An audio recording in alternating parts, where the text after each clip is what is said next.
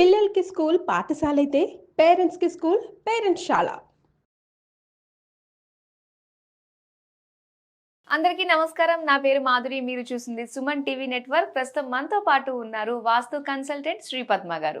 నమస్కారం పద్మ గారు. నమస్తే అండి. ఈరోజు మరొక డౌట్ తోటి వచ్చేసానండి మీ ముందుకి. అయితే ఇంటికి మనం గుమ్మడికాయ కట్టుకుంటాం కదండి.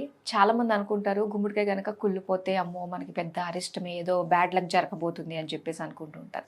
కొంతమంది నా పర్సనల్ లైఫ్లో జరిగింది సిచ్యువేషన్ చెప్తానండి.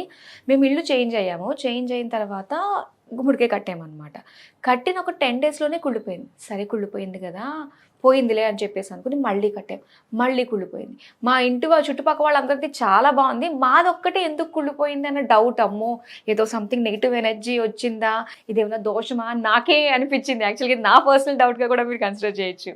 యాక్చువల్లీ మాధురి, ఇక్కడ మనం గమనించాల్సింది ఏంటంటే మనిషి ప్రతి దాన్ని అంటే చిన్నదాన్ని కూడా పెద్దదిగా చేసి ఆలోచిస్తున్నారు అనటానికి గుమ్మడికాయ ఫస్ట్ ఎగ్జాంపుల్.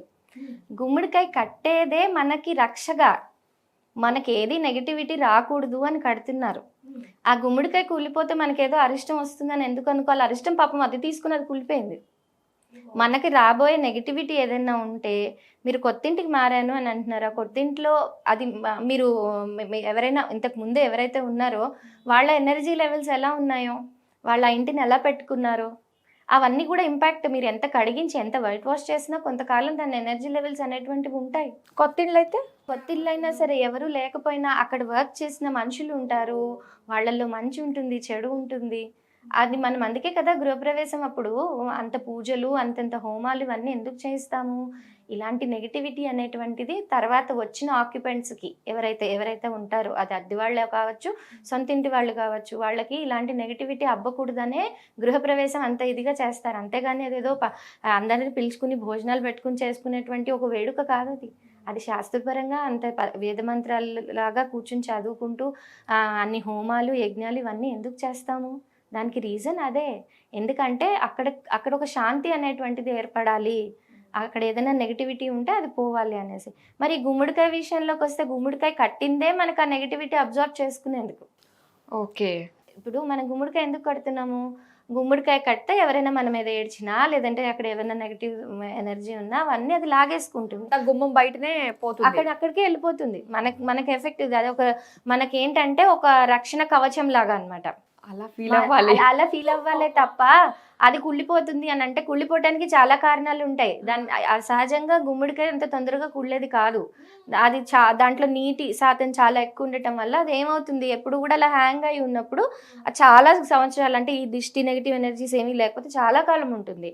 కానీ ఎక్కడి నుంచో ఒక సీలింగ్ దగ్గర నుంచో, లేదంటే ఎక్కడి నుంచైనా చూరుతో నుంచి కారుతున్న చిన్న చిన్న బొట్లు ఉన్నాయి, దాని మీద పడుతోంది అనుకోండి, ఆ గుమ్మడికాయ మీద పడుతోంది అనుకోండి, మరి అది కుళ్ళకేం చేస్తుంది?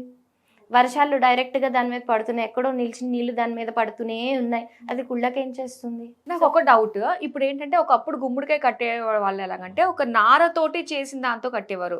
ఏంటది, కొబ్బరి పీచు అండి, కొబ్బరి పీచుతో సంథింగ్ దాంతో చేసేవారు, ఒక తొట్టిలాగా, కొబ్బరి తాడులాగా చేసేవారు. కానీ ఇప్పుడు ఒక ప్లాస్టిక్ టైప్ లో వస్తుంది, కట్టచ్చు. దానికి కట్టడానికి అంటే దాని వల్ల కూడా అది కుళ్ళిపోవడానికి ఆస్కారం ఉంటుంది. దాంట్లో ఒకవేళ అది కట్టిన మెటీరియల్ కనుక వాటర్ ని ఎక్కువగా అబ్జర్వ్ చేసుకుని దాంట్లో పెట్టుకుని అలా ఉందనుకోండి, గుమ్మడికాయ దాంట్లోనే ఉంటుంది కాబట్టి నానినట్టు అయ్యి కూడా పాడయ్యే అవకాశం ఉంటుంది. అయితే అది ఫస్ట్ మనం చెక్ చేసుకోవాలి. ఒకవేళ ఇవి ఏమీ లేవు, మీరు అన్నట్టుగా నేను ఇవాళ తెస్తున్నాను 4 రోజులకు పోతుంది అని అంటే, అది ఇంకా మంచిదే కదా, మీకు ఆన్ చేస్తోంది. అంటే ఆ 4 రోజుల ఎఫెక్ట్ మీ మీద పడట్లే, గుమ్మడికాయ మీద పడుతుంది. కాబట్టి ఏంటి, మీరు మిమ్మల్ని వార్న్ చేస్తుంది అని అంటే ఏదో మొత్తానికి సంథింగ్ ఇస్ దేర్, ఏదో ఒకటి జరుగుతోంది, మీరు జాగ్రత్త పడండి అని హెచ్చరిస్తోంది. అప్పుడు మీరు అసలు అక్కడ ఏమైనా ఎనర్జీస్లో ఏమైనా ఇంబ్యాలెన్సెస్ ఉన్నాయో వాస్తు కన్సల్టెంట్ని కలవటం కానీ, లేదంటే దానికి తగిన ఉపాయాలు ఏదైనా వెతుక్కోవటం కానీ, ఇవన్నీ మనం చేయొచ్చు. హెచ్చరిక అనేటువంటిది ఇస్తుంది. సో గుమ్మడికాయ కుళ్ళిపోయింది కాబట్టి మీరు ముందు ఇప్పుడు మనం బ్లడ్ టెస్ట్కి వెళ్తున్నాము అని అంటే రెగ్యులర్గా హెల్త్ చెకప్లు చేసుకునే వాళ్ళు ఉంటారు, ఇన్సూరెన్స్లు కట్టేవాళ్ళు వాళ్ళు ఉంటారు. బ్లడ్ టెస్ట్ చేసుకున్నామంటే మనకి ఏదో రోగం ఆల్రెడీ బాడీలో ఉందని కాదు కదా దాని అర్థం. ఇన్సూరెన్స్ కడుతున్నాము అని అంటే మనకి ఏదో అయిపోతుంది కదా అని కాదు కదా దాని అర్థం. ముందు జాగ్రత్త, అది మనని హెచ్చరిస్తోంది. ఇక్కడ ఏదో ఉంది నెగటివిటీ, ఈరోజు నేను ఇది తీసుకుని కుళ్ళిపోయాను, రేపు నువ్వు నన్ను కట్టకపోతే నీకు ఏదైనా జరిగే ప్రమాదం ఉంది కాబట్టి జాగ్రత్త పడు అని హెచ్చరిస్తోందే తప్ప భయపడమని కాదు దాని అర్థం. అయితే గుమ్మడికాయ లేని ఇల్లు ఉండకూడదు. ఎప్పుడు కూడా గుమ్మడికాయ అనేటువంటిది ఖచ్చితంగా అది కట్టాలి. అదేంటంటే ఒక విధంగా మనకి అది రక్షణ కవచంగా మనకి చాలా బాగా ఉపయోగపడుతుంది. అయితే ఇప్పుడు గుమ్మడికాయ ప్లేస్ లో చాలా మంది అది లేకపోతే కలబంద కూడా పెడుతున్నారండి. వాస్తవానికి పాత కాలంలో చూసినట్లయితే కలబంద ఎవరు కట్టేవాళ్ళు కాదు, ఓన్లీ గుమ్మడికాయలే కట్టేవాళ్ళు.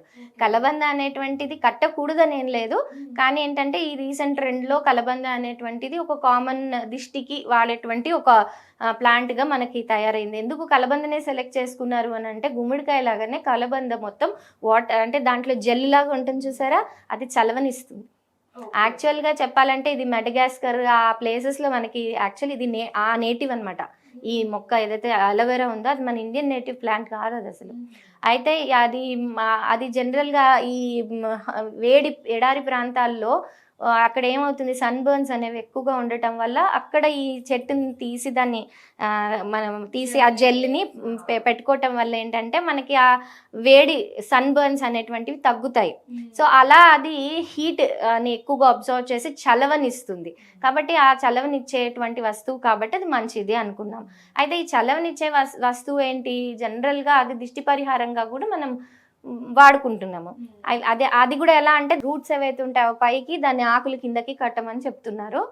అది వాస్తవానికి అది కట్టొచ్చు, దానివల్ల నష్టమేం లేదు, కానీ దానికి స్పెసిఫిక్ రూల్ అనేటువంటిది ఏం లేదు. అది నెగిటివ్ తీసేస్తుంది తీసేయటం అని అంటే ఒకటి అది చలవ చేస్తుంది కాబట్టి దానికి అబ్జర్వ్ చేసుకునే శక్తి ఉంది కాబట్టి అది ఒక విధంగా మనకు హెల్పే అవుతుంది, మైనస్ అయితే కాదు.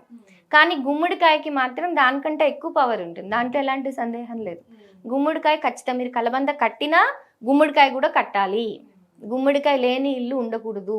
గుమ్మడికాయ అనేటువంటిది ఉంటేనే ఆ ఇంటికి ఒక పీస్ అనేటువంటిది మెయింటైన్ అవుతుంది ఎప్పుడు కూడా. దాంతో పాటునే ఇంకొకటి ఉంటుంది, తులసమ్మ నిద్రపోతే కూడా వాళ్ళకి సంథింగ్ ఏదో వస్తుంది మనకి నెగిటివ్ అని చెప్పేసి. తులసి నిద్రపోవటానికి ఈ గుమ్మడికాయ కుళ్ళటానికి ఎలాంటి సంబంధం లేదు.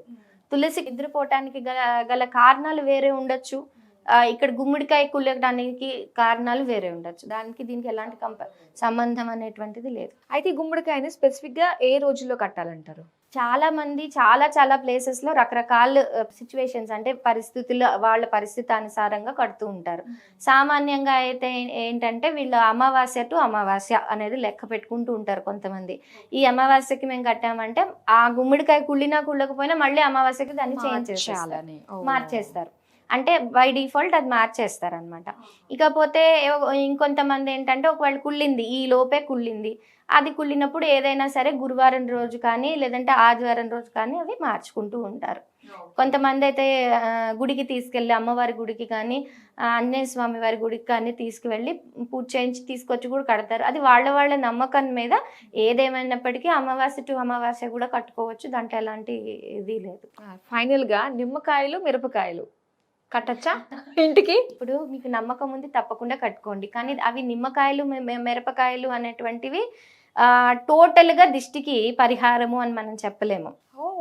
ఆ నిమ్మకాయలు మిరపకాయలు అనేటువంటి దానికంటా కూడా అగైన్ గుమ్మడికాయ అనేటువంటిది చాలా బాగా పనిచేస్తుంది. మీరు నిమ్మకాయలు మిరపకాయలు ఎన్ని కట్టినా గుమ్మడికాయ కనుక మీరు కట్టలేదు అని అంటే అది ఆ 100% రిజల్ట్ అనేటువంటిది ఇవ్వవు. నిమ్మకాయ మంచిదే, దిష్టి పరిహారంగా మనకు పనికి వస్తుంది. అలాగే దాంతోపాటు మిర్చి కూడా మనం యాడ్ చేసి కడుతూ ఉంటారు, అది కూడా పనికి వస్తుంది. కానీ గుమ్మడికాయ వీటిలన్నిటికంటే ఫస్ట్ మనకి ఆన్సర్. అందుకే మరి మనం గృహప్రవేశాలప్పుడు మనకి మంచి గుమ్మడికాయని దిష్టి తీసి కొట్టించాక నిమ్మకాయలు కూడా పెడతారు, మీరు గమనించారా? అది నిమ్మకాయ అనేటువంటిది అది తీసేసుకుంటుంది, నెగిటివిటీ అనేటువంటిది తీసేసుకుంటుంది, దాంట్లో ఎలాంటి డౌట్ లేదు. కానీ ఏంటంటే ఈ గుమ్మడికాయ అనే దానికి అదంతా అయిపోయినా కూడా మళ్ళీ ఒక గుమ్మడికాయ కట్టిస్తారు, అది దాంట్లో లెక్క. గుమ్మడికాయ మించింది దిష్టి పోవడానికి ఇంకోటి లేదు. చాలా మందికి గుమ్మడికాయతో దిష్టి కూడా తీస్తూ ఉంటారు, కర్పూరం వెలిగించి సో చాలా విషయాలు తెలుసుకున్నాం కదండి గుమ్మడికాయకి సంబంధించి. గుమ్మడికాయ లేని ఇల్లు ఉండకూడదు. సో ఖచ్చితంగా ప్రతి ఒక్కళ్ళు ఎన్ష్యూర్ గుమ్మడికాయ ఖచ్చితంగా ఉండి తీరాల్సిందే. సో ఎటువంటి డౌట్స్ ఉన్నా వాస్తుకు సంబంధించి మనకు ఆల్రెడీ స్క్రీన్ పైన నెంబర్ డిస్ప్లే అవుతుంది. సో డైరెక్ట్గా మీరు మేడంతో మాట్లాడే అవకాశం కల్పిస్తున్నాం కాబట్టి సో చక్కగా డౌట్స్ని క్లారిఫై చేసుకోండి. సో చాలా మంచి ఇన్ఫర్మేషన్ మాకు తెలియజేసినందుకు thank you so much. Thank you ma'am.